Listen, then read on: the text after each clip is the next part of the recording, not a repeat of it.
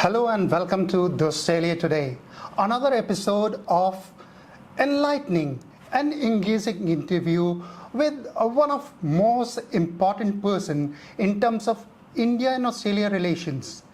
Yes, we have Indian High Commissioner to Australia, Gopal Bagleji. Sir, welcome to Australia. Welcome to The Australia Today.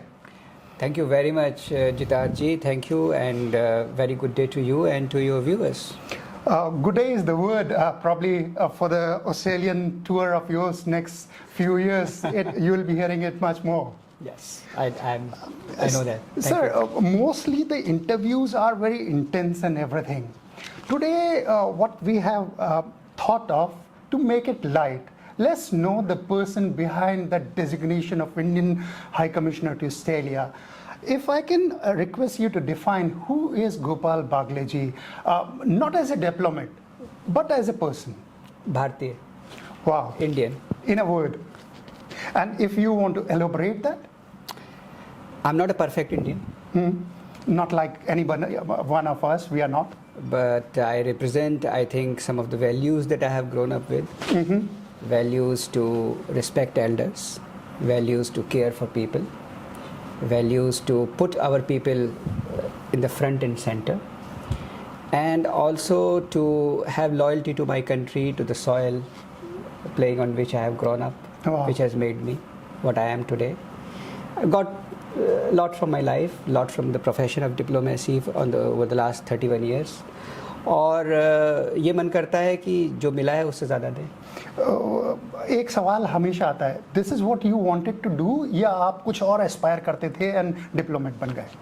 नहीं, मैं aspire करता था to be in the civil services, और civil सेवा का exam दिया, civil services का exam दिया, और उसके बाद तो सिविल सेवा का आप जानते हैं कि भारत का एक one of the toughest exam माना जाता है, और उसमें कहाँ पोजीशन आती है, कहाँ प्लेसमेंट होता है, वो तो हमारे हाथ में नहीं है, बड़ी शक्तियों के हाथ में. और जैसे ही माता पिता की और गुरु का आशीर्वाद, उसके हिसाब से जहाँ पहुँच गए, नो रिग्रेट्स. मेरे पिताजी भी मुझसे हमेशा कहते थे सिविल सर्विस दो, मैंने कभी नहीं दिया, डर के मारे शायद. I think your audience is richer for that.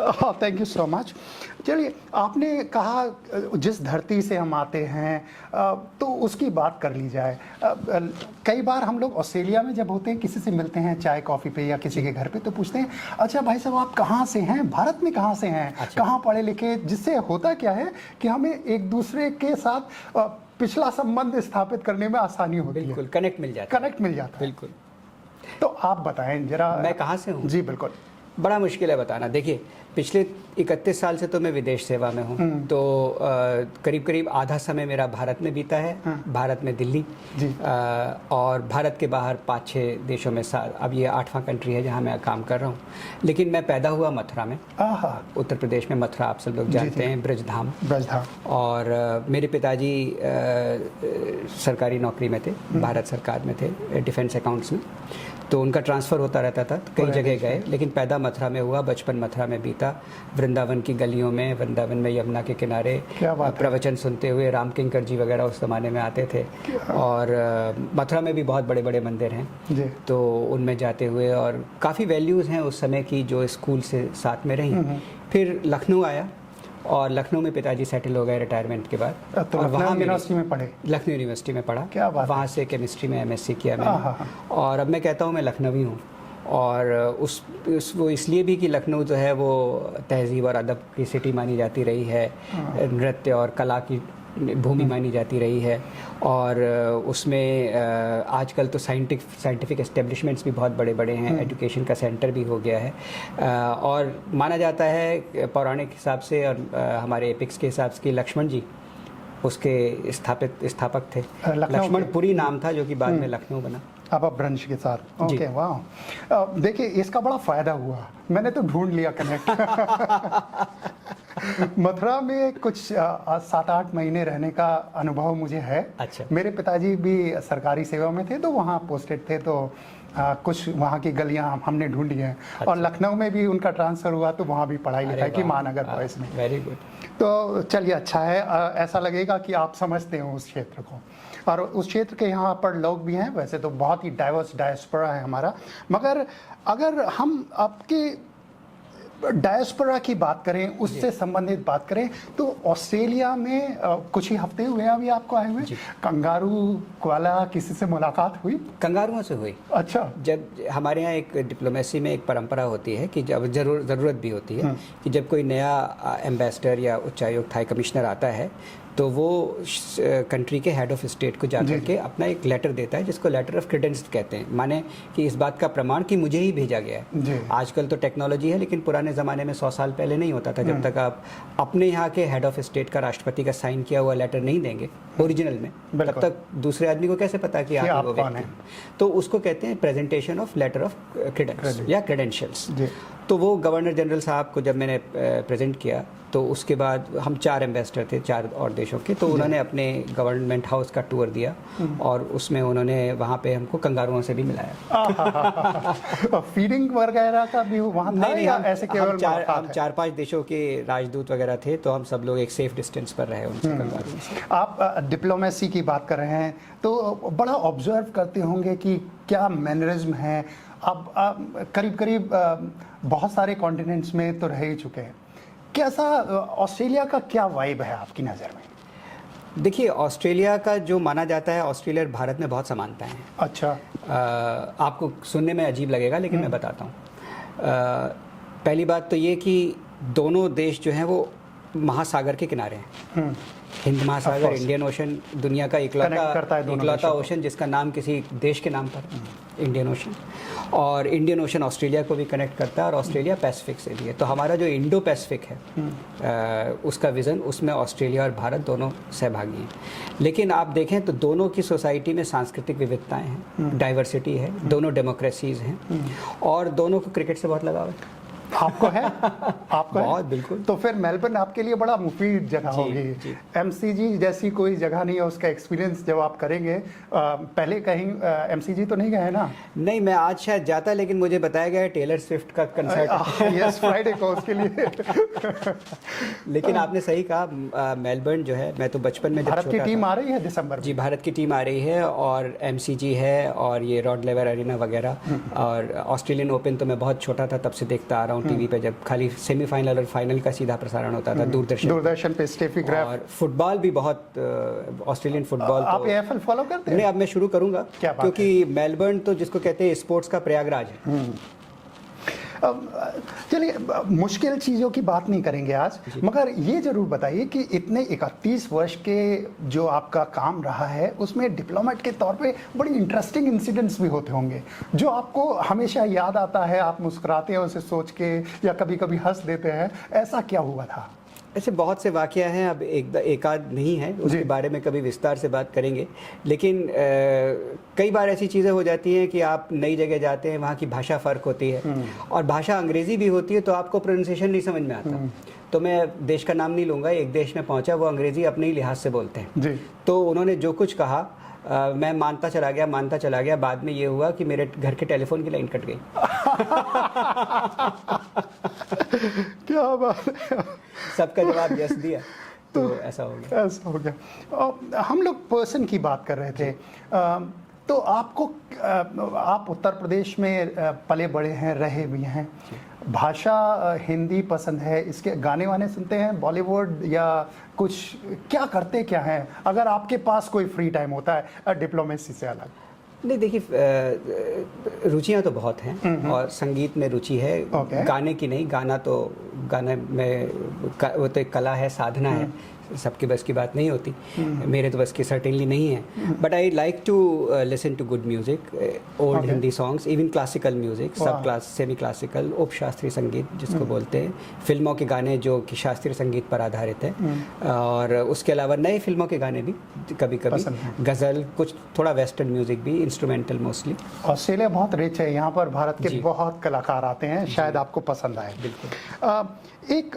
मुझे ये बोला गया, you are very keen on things, so you do your homework before like moving your move. सो ये सवाल बहुत ज़्यादा है, ऑस्ट्रेलिया आने से पहले आपने जो तैयारी की होगी, इस देश के बारे में जाना, और जब असलियत में आप पर्थ भी इंडियन ओशन कॉन्फ्रेंस में जाके आए, तो कैसा, what are your reflections and how will you take this forward to? It's a very good question जितार जी। देखिए ऐसा होता है जब हम लोग कहीं भी जाते हैं तो कुछ तो समझने की कोशिश करते हैं देश के बारे में, लेकिन जब तक आप उस जगह ना पहुँचे तब तक आपको पता नहीं चलता, क्योंकि there is nothing like seeing, there is nothing like observing yourself and having the first hand feel of it. तो मैंने थोड़ा बहुत जानने की कोशिश करी थी दिल्ली में। मैं इसके पहले श्रीलंका में था, कोलंबो में। वहाँ से जब मेरा ट्रांसफ़र हुआ तो 3-4 हफ्ते में दिल्ली में था। मैंने इंडस्ट्री, सरकार, सिविल सोसाइटी, तमाम डिपार्टमेंट्स वगैरह में काफ़ी मुलाकातें करी। हमारे संबंध किस स्तर पर हैं, क्या प्रायोरिटीज़ हैं, समझने की किस स्तर पर हैं? हमारे संबंध उस स्तर पर हैं जिस पर पहले कभी नहीं थे। ऑस्ट्रेलिया और Bharat, Australia in terms of height, in terms of trajectory. और ये एक बहुत अच्छा मौका है मेरे लिए, बहुत अच्छा समय है मेरे और मेरे कलीग्स के लिए। कौंसल जनरल है यहाँ पे डॉक्टर सुशील कुमार जी, मेरी टीम है कैनबरा में हाई कमीशन में, और भी हमारे कॉन्सुलेट्स हैं सब। ब्रिस्बेन में हम एक और नया कॉन्सुलेट खोलने जा रहे हैं जल्दी। हम लोग के लिए बहुत अच्छा समय है ये इन संबंधों को और भी सुदृढ़ बनाने का। तो जब मैं यहाँ पर आया तो मुझे लगा कि जो मैंने समझा उसमें मैं अभी और एडिशन कर सकता हूँ, और इसलिए मैं जब आज मेलबर्न पहली बार आया हूँ तो आपसे बात कर रहा हूँ, और कम्युनिटी से बात करूँगा, इसके बाद बिज़नेस कम्युनिटी से बात करूँगा, यूनिवर्सिटी से मुलाकात करूँगा। मेरा प्रयास ये है कि जितने अपने शुरू के दिनों में मैं जल्दी से जल्दी समझ लूँ कि कहाँ ज़्यादा प्रयास करने की ज़रूरत है, उतना मेरा टेन्योर सार्थक होगा। क्या बात है। हमने एक छोटी सी चीज़ डिज़ाइन की है आपके लिए, रैपिड फायर। ओह, कुछ नहीं है, बस छोटा छोटा। It's a friendly fire. बिल्कुल फ्रेंडली फायर है, बहुत ही मज़ेदार क्वेश्चन है। I am all game for it. चलिए, ये बताइए, let's start with something which is easy. Cricket या AFL? क्रिकेट या AFL as in football league? Both. Both, okay. Favourite क्या है आपका ऑस्ट्रेलियन सिटीज में? मेलबर्न भाई सबसे बेहतरीन है, उसके अलावा बता दीजिए। मेलबर्न सबसे बेहतरीन है। मैं पर्थ गया था, वहाँ मुझे 41 डिग्री सेंटीग्रेड मिला टेम्परेचर, जो मुझे घर जैसा लगा, भारत जैसा लगा। One Indian dish which you want Australians to try? Kadhi chawal. Kadhi chawal, क्या बात है। One word to describe India Australia relationship? One word to describe Australia-India relations, I said in the best state right now. Oh, most striking similarities between two countries, India and Australia? Apart from cricket, Yeah. democracy. Democracy, wow. Biggest difference, if not weather? The way they speak English and the way Indians speak English. मुझको बहुत मुश्किल हुआ था। A must visit place for Australians to visit in India? That's very difficult. Must visit place in India, I think I can't pick up a क्यों नहीं, favorite. आपका घर ही Mathura. Lucknow, okay. क्या बात है। बिकॉज देखिए उत्तर प्रदेश सबसे पॉपुलस स्टेट जी। है, बहुत पोटेंशियल है हर क्षेत्र में, एजुकेशन में, इंडस्ट्री में भी। IT का सेंटर है, नोएडा इंडस्ट्रियल सेंटर है, तो आई थिंक लखनऊ ज़रूर जाना चाहिए। कंगारू और टाइगर दोनों से आपकी मुलाकात है, दोनों में से कौन? कंगारू। कंगारू। ऑस्ट्रेलियन वाइन या भारतीय चाय? मैं तो टी टॉटलर हूँ। अच्छा, ये बहुत ही अच्छी बात है।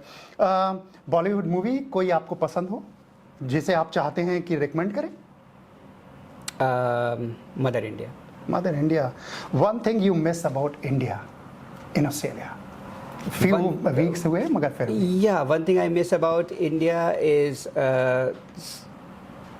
आई think the change of weather. अभी भारत में वसंत ऋतु है, कल वसंत पंचमी थी, तो वो जो चेंज है वो इस वक्त नहीं होता ऑस्ट्रेलिया में, बाद में होता है। अभी तो जाड़ा आएगा, तो that change of whether I miss. Last but not the least, first Indian word you would love to teach your Australian friends? Many of them already know dosti, but if I can not teach, but I can mention it to a few who don't know, I will like to mention dosti and its meaning. Thank you so much, Gopalji, High Commissioner of India in Australia.